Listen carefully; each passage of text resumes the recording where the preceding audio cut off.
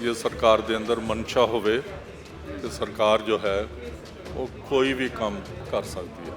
ਇਹ ਭਗਵੰਤ ਮਾਨ ਸਰਕਾਰ ਦੀ ਮਨਸ਼ਾ ਸੀ, ਉਹਨਾਂ ਨੇ ਸਾਡੀ ਗੱਲ ਸੁਣੀ।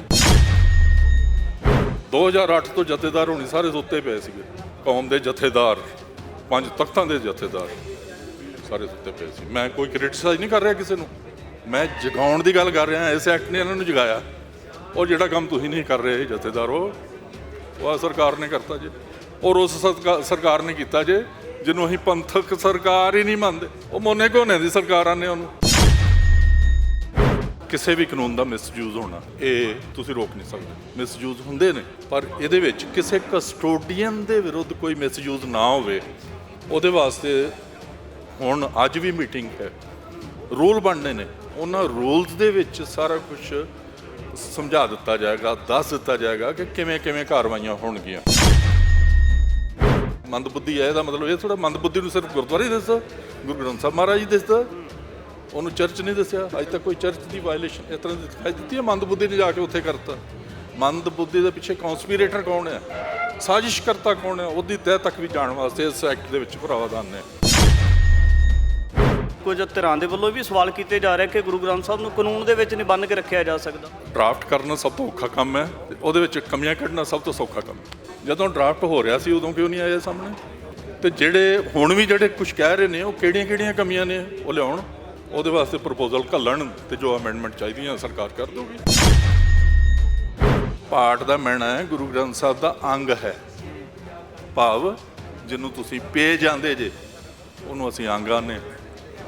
ਉਸ ਅੰਗ ਦੀ ਵੀ ਬੇਅਦਬੀ ਕਰਦਾ ਤੇ ਉਹ ਗੁਰੂ ਗ੍ਰੰਥ ਸਾਹਿਬ ਦੇ ਵਿੱਚ ਜਿਹੜਾ ਯੂਨੀਕ ਨੰਬਰ ਲੱਗੇਗਾ ਉਹਦੇ ਅਨੁਸਾਰ ਪਛਾਣਿਆ ਜਾਏਗਾ ਕਿ ਐਸ ਕਸਟੋਡੀਅਨ ਦੇ ਕੋਲ ਗਿਆ ਸੀ ਗੁਰੂ ਗ੍ਰੰਥ ਸਾਹਿਬ ਜੀ ਮਹਾਰਾਜ, ਉਹਦੇ ਵਿੱਚੋਂ ਇਹ ਨਿਕਲਿਆ।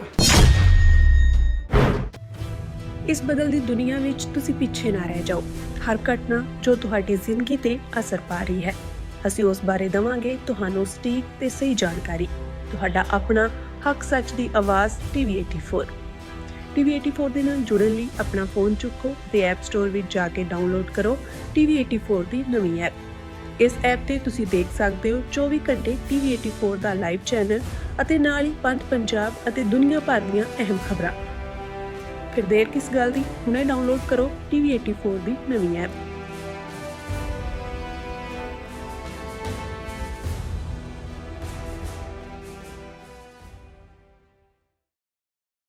ਗੁਰੂ ਗ੍ਰੰਥ ਸਾਹਿਬ ਦੇ ਸਤਿਕਾਰ ਨੂੰ ਮੁੱਖ ਰੱਖਦੇ ਹੋਏ ਪੰਜਾਬ ਸਰਕਾਰ ਦੇ ਵੱਲੋਂ ਜਿਹੜਾ ਬੇਅਦਬੀ ਅਮੈਂਡਮੈਂਟ ਹੈ ਉਹ ਜਾਰੀ ਕੀਤਾ ਗਿਆ, ਕਾਨੂੰਨ ਬਣਾਇਆ ਗਿਆ ਗੁਰੂ ਗ੍ਰੰਥ ਸਾਹਿਬ ਦੇ ਸਤਿਕਾਰ ਨੂੰ ਲੈ ਕੇ। ਤੇ ਖਾਸ ਤੌਰ ਤੇ ਸੱਜੇ ਖੱਬੇ ਪੱਖ ਤੋਂ ਬਹੁਤ ਸਾਰੇ ਸਵਾਲੀਆ ਚਿੰਨ੍ਹ ਇਸੇ ਮਾਮਲੇ ਦੇ ਵਿੱਚ ਉਠਾਏ ਜਾ ਰਹੇ ਨੇ। ਸੰਜੀਦਾ ਮਸਲਾ ਹੈ ਔਰ ਇਸੇ तमाम ਸਾਰੇ ਮਸਲੇ ਨੂੰ ਲੈ ਕੇ ਇੱਕ ਪ੍ਰੈਸ ਵਾਰਤਾਲਾਪ ਵੀ ਹੋਇਆ ਤਾਂ ਉਹਦੇ ਵਿੱਚ ਪੂਰਾ ਬੇਅਦਬੀ ਕਾਨੂੰਨ ਹੈ ਕੀ ਆ, ਉਹ ਲਾਗੂ ਕਿਵੇਂ ਹੋਵੇਗਾ, ਉਹਦੀ ਡਾਇਰੈਕਸ਼ਨ ਤੈਅ ਕੀਤੀ ਗਈ ਹੈ। ਤਾਂ ਖਾਸ ਤੌਰ ਤੇ ਸਿੱਖ ਸਦਭਾਵਨਾ ਦਲ ਤੋਂ ਸੀਨੀਅਰ ਵਕੀਲ ਪਰਮਜੀਤ ਸਿੰਘ ਮੇਰੇ ਨਾਲ ਆ, ਜਿਨ੍ਹਾਂ ਨੇ ਇਸੇ ਬੇਅਦਬੀ ਮਾਮਲੇ ਦੇ ਵਿੱਚ ਜਿਹੜਾ ਬੇਅਦਬੀ ਕਾਨੂੰਨ ਲਾਗੂ ਹੋਇਆ ਹੈ ਤਾਂ ਇਹਦੇ ਵਿੱਚ ਖਰੜਾ ਤਿਆਰ ਕੀਤਾ ਸੀ। ਗੱਲਬਾਤ ਕਰਦੇ ਸਰ, ਸਭ ਤੋਂ ਪਹਿਲਾਂ ਤਾਂ ਸੰਖੇਪ ਦੇ ਵਿੱਚ ਦੱਸਿਓ ਕਿ ਜਿਹੜਾ ਬੇਅਦਬੀ ਕਾਨੂੰਨ ਲਾਗੂ ਹੋਇਆ ਹੈ ਜਾਂ ਜਿਹੜਾ ਤੁਸੀਂ ਖਰੜਾ ਤਿਆਰ ਕੀਤਾ ਹੈ, ਕਿਵੇਂ ਦੇਖਦੇ ਹੋ ਇਸ ਚੀਜ਼ ਨੂੰ? ਵਾਹਿਗੁਰੂ ਜੀ ਕਾ ਖਾਲਸਾ, ਵਾਹਿਗੁਰੂ ਜੀ ਕੀ ਫਤਿਹ। ਅਸੀਂ ਸਰਕਾਰ ਦਾ ਬਹੁਤ ਧੰਨਵਾਦ ਕਰਦੇ ਹਾਂ। ਪਹਿਲੀ ਗੱਲ ਤਾਂ ਜਿਨ੍ਹਾਂ ਨੇ ਸਾਡੀ ਇਸ ਗੱਲ ਨੂੰ ਸੁਣਿਆ। ਜੇ ਸਰਕਾਰ ਦੇ ਅੰਦਰ ਮਨਸ਼ਾ ਹੋਵੇ ਤੇ ਸਰਕਾਰ ਜੋ ਹੈ ਉਹ ਕੋਈ ਵੀ ਕੰਮ ਕਰ ਸਕਦੀ ਹੈ। ਇਹ ਭਗਵੰਤ ਮਾਨ ਸਰਕਾਰ ਦੀ ਮਨਸ਼ਾ ਸੀ, ਉਹਨਾਂ ਨੇ ਸਾਡੀ ਗੱਲ ਸੁਣੀ। ਕਿਉਂਕਿ ਮੈਂ ਸਿੱਖ ਸਦਭਾਵਨਾ ਦਲ ਦਾ ਮੁੱਖ ਸੇਵਾਦਾਰ ਵੀ ਹਾਂ। ਇਹ ਸਮਾਣਾ ਮੋਰਚਾ ਦੀ ਮਿਹਨਤ ਨੂੰ ਬੂਰ ਪਿਆ ਜਾਂ ਫਿਰ ਆਪ ਸਰਕਾਰ ਦਾ ਖੁਦ ਦਾ ਡਿਸੀਜਨ ਮੰਨਿਆ ਜਾਵੇ ਕਿ ਪੰਜਾਬ ਸਰਕਾਰ ਕਾਨੂੰਨ ਲਾਗੂ ਕਰਨਾ ਚਾਹੁੰਦੀ ਸੀ? ਮੈਂ ਬਹੁਤਾ ਉਸ ਦੇ ਬਾਰੇ ਨਹੀਂ ਕਹਿਣਾ ਚਾਹੁੰਦਾ, ਉਹ ਮੋਰਚੇ ਵਾਲਿਆਂ ਨੂੰ ਪੁੱਛਣਾ। ਉਹ ਤੇ ਜੋ ਵੀ ਹੈ ਉਹਨਾਂ ਦਾ ਆਪਣੇ ਯਤਨ ਨੇ। ਸਾਰੀਆਂ ਸਿੰਘ ਸੰਸਥਾਵਾਂ, ਸਾਰੇ ਮੇਰੇ ਵੀਰ ਆਪਣੇ ਆਪਣੇ ਤੌਰ ਤੇ ਗੁਰੂ ਗ੍ਰੰਥ ਸਾਹਿਬ ਦੀ ਬੇਅਦਬੀ ਰੋਕਣ ਵਾਸਤੇ ਲੱਗੇ ਹੋਏ ਸਨ, ਪ੍ਰਯਤਨਸ਼ੀਲ ਸਨ। ਤੇ ਉਹ ਵੀ ਮੇਰਾ ਵੀਰ ਪ੍ਰਯਤਨਸ਼ੀਲ ਸੀ, ਉੱਤੇ ਟਾਵਰ ਤੇ ਬੈਠਾ ਹੋਇਆ ਸੀ। ਉਹਨਾਂ ਦਾ ਸ਼ਾਇਦ ਸਰਬ ਧਰਮ ਗ੍ਰੰਥਾਂ ਵਾਸਤੇ ਸੀ। ਉਹ ਸਰਬ ਧਰਮ ਗ੍ਰੰਥ ਦੇ ਉੱਤੇ ਜੋ ਮੈਨੂੰ ਸਮਝ ਆਈ ਹੈ, ਇੱਕ ਕਮੇਟੀ ਜਿਹੜੀ ਹੈ ਡਾਕਟਰ ਨਿੱਜਰ ਦੀ ਅਧੀਨਗੀ ਦੇ ਵਿੱਚ, ਪ੍ਰਧਾਨਗੀ ਦੇ ਵਿੱਚ ਬਣਾਈ ਗਈ ਸੀ। ਉਹਦਾ ਉਹਨਾਂ ਨੇ 2 ਵਾਰੀ ਸਮਾਂ ਵਧਾਇਆ ਤੇ ਤੀਜੀ ਵਾਰੀ 13 ਅਪ੍ਰੈਲ ਨੂੰ ਜਿੱਦਣ ਇਹ ਕਾਨੂੰਨ ਪਾਸ ਹੁੰਦਾ ਹੈ ਅਸੈਂਬਲੀ ਦੇ ਵਿੱਚ, ਉਦਣ ਵੀ ਉਹਨਾਂ ਨੇ 6 ਮਹੀਨੇ ਦਾ ਸਮਾਂ ਹੋਰ ਵਧਾ ਦਿੱਤਾ। ਤੇ ਇਸ ਕਰਕੇ ਉਹ ਪੈਂਡਿੰਗ ਹੈ। ਉਹ ਭਗਵੰਤ ਮਾਨ ਸਰਕਾਰ ਨੂੰ ਹੁਣ ਪੁੱਛੋ ਆਪ ਜੀ ਕਿ ਉਹਨਾਂ ਨੇ ਉਹਦੇ ਉੱਤੇ ਕੀ ਕਰਨਾ ਹੈ, ਕਿਉਂਕਿ ਉਹਦੀ ਰਿਪੋਰਟ ਆਏਗੀ, ਫਿਰ ਉਸ ਤੋਂ ਬਾਅਦ ਫਿਰ ਜੋ ਵੀ ਹੋਣਾ ਉਹ ਕਰਨਗੇ। ਜਿਹੜਾ ਤੁਸੀਂ ਖਰੜਾ ਤਿਆਰ ਕੀਤਾ ਜੀ, ਖਰੜੇ ਬਾਰੇ ਤੁਸੀਂ ਵੀ ਚਰਚਾ ਕੀਤੀ ਕਿ ਖਰੜਾ ਤਿਆਰ ਹੋਇਆ ਇਸੇ ਬੇਅਦਬੀ ਕਾਨੂੰਨ ਨੂੰ ਲੈ ਕੇ, ਤੁਸੀਂ ਪੰਜਾਬ ਸਰਕਾਰ ਵਾਸਤੇ ਕੀਤਾ ਸੀ ਵੀ ਜਿਹੜਾ ਇਹਨਾਂ ਨੇ ਕਾਨੂੰਨ ਬਣਾਉਣਾ ਉਹਨਾਂ ਨੂੰ ਤਿਆਰ ਕਰਕੇ ਦਿੱਤਾ ਸੀ ਜੀ? ਜਦੋਂ ਸੰਤ ਸਮਾਜ ਦੀ ਮੀਟਿੰਗ ਸ੍ਰੀ ਅੰਮ੍ਰਿਤਸਰ ਸਾਹਿਬ ਵਿਖੇ ਜੀ ਮੁੱਖ ਮੰਤਰੀ ਪੰਜਾਬ ਸ੍ਰੀ ਭਗਵੰਤ ਸਿੰਘ ਮਾਨ ਜੀ ਕਰਦੇ ਨੇ, ਉਹਦੇ ਵਿੱਚ ਉਹਨਾਂ ਨੇ ਇਹ ਕਿਹਾ ਸੀ ਕਿ ਤੁਸੀਂ ਆਪਣਾ ਖਰੜਾ ਬਣਾ ਕੇ ਸਾਨੂੰ ਦਿਓ। ਫਿਰ ਉਸ ਦੇ ਵਿੱਚ ਸਾਰੀਆਂ ਸਾਡੀਆਂ ਜਥੇਬੰਦੀਆਂ ਨੇ ਦਾਸ ਦੀ ਡਿਊਟੀ ਲਗਾਈ, ਸਹਿਮਤੀ ਪ੍ਰਗਟ ਕੀਤੀ ਕਿ ਇਹ ਖਰੜਾ ਤਿਆਰ ਕਰਨਗੇ। ਉਹ ਖਰੜਾ ਮੈਂ ਆਪਣੇ ਹਿਸਾਬ ਨਾਲ, ਆਪਣੇ ਸਹਿਯੋਗੀਆਂ ਦੀ ਮਦਦ ਨਾਲ, ਜਿਨ੍ਹਾਂ ਵਿੱਚ ਸਰਦਾਰ ਮਨਿੰਦਰ ਸਿੰਘ ਜੀ ਪ੍ਰਮੁੱਖ ਹਨ, ਅਸੀਂ ਉਹਨੂੰ ਤਿਆਰ ਕੀਤਾ। ਤਿਆਰ ਕਰਨ ਤੋਂ ਬਾਅਦ ਫਿਰ ਅਸੀਂ ਉਹਦੀ ਇੱਕ ਧਾਰਾ ਨੂੰ ਸਾਰੀਆਂ ਸੰਸਥਾਵਾਂ ਦੇ ਨੁਮਾਇੰਦਿਆਂ ਦੇ ਵਿੱਚ ਡਿਸਕਸ ਕੀਤਾ।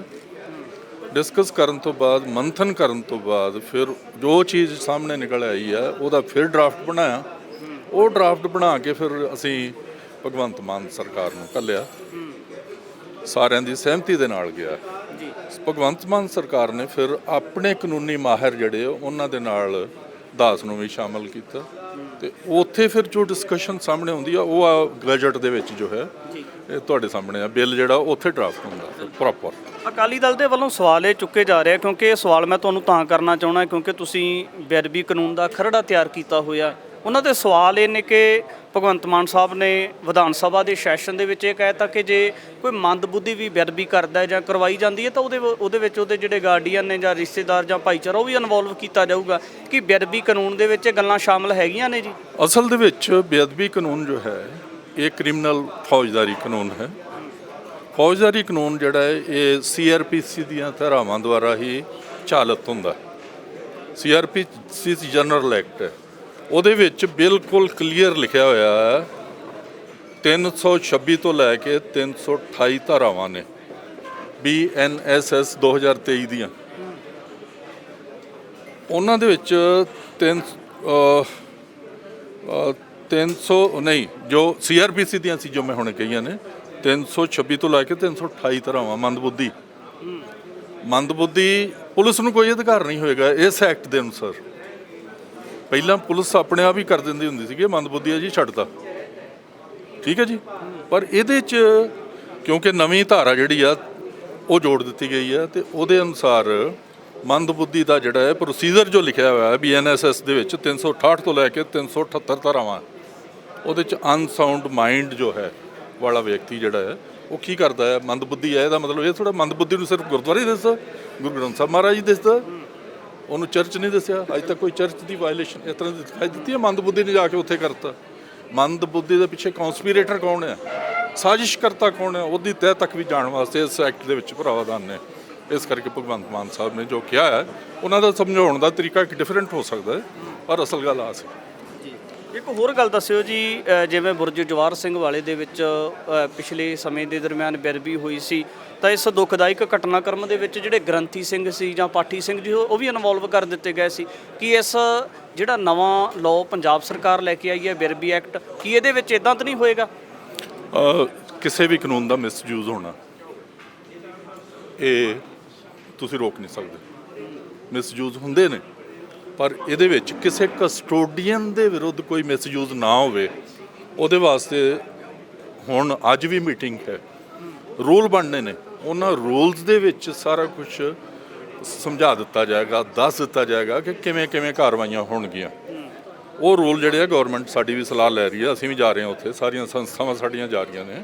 ਉਹਦੇ 'ਚ ਅਸੀਂ ਸਲਾਹ ਕਰਕੇ ਗਵਰਨਮੈਂਟ ਨੂੰ ਸੁਜੈਸ਼ਨ ਦੇਵਾਂਗੇ।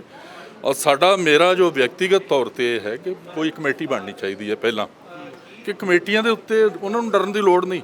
ਕਿਸੇ ਇੰਡੀਵਿਜੂਅਲ ਨੇ ਜਿਹਨੇ ਗੁਰੂ ਮਹਾਰਾਜ ਦਾ ਸਰੂਪ ਰੱਖਿਆ ਹੋਇਆ ਹੈ ਉਹਨੂੰ ਡਰਨ ਦੀ ਲੋੜ ਨਹੀਂ।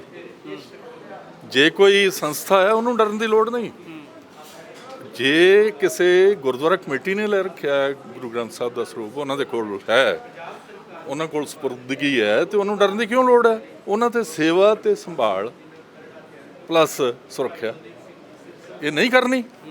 ਜੇ ਤੋਂ ਭੱਜਦੇ ਆ ਤੇ ਫਿਰ ਉਹ ਲੈ ਕੇ ਹੀ ਨਾ ਆਉਣ, ਭੱਜਣ ਦੀ ਲੋੜ ਨਹੀਂ। ਇਹ ਸਾਨੂੰ ਚਾਹੀਦਾ ਹੈ ਕਿ ਉਹ ਸਾਹਮਣੇ ਆਉਣ ਤੇ ਕਹਿਣ ਜੀ ਅਸੀਂ ਸੇਵਾ ਸੰਭਾਲ ਕਰਾਂਗੇ। ਜੇ ਕੋਈ ਸਾਡੇ ਵਿੱਚੋਂ ਕੁਤਾਹੀ ਕਰਦਾ, ਲਾਪਰਵਾਹੀ ਕਰਦਾ, ਸਾਨੂੰ ਵੀ ਟੰਗੋ। ਉਹਨਾਂ ਨੂੰ ਤਾਂ ਬਲਕਿ ਸਮਰਥਨ ਵਾਸਤੇ ਸਾਹਮਣੇ ਆਉਣਾ ਚਾਹੀਦਾ। ਕਾਨੂੰਨ ਬਹੁਤ ਵਧੀਆ ਹੈ, ਚੰਗੀ ਸ਼ੁਰੂਆਤ ਹੈ।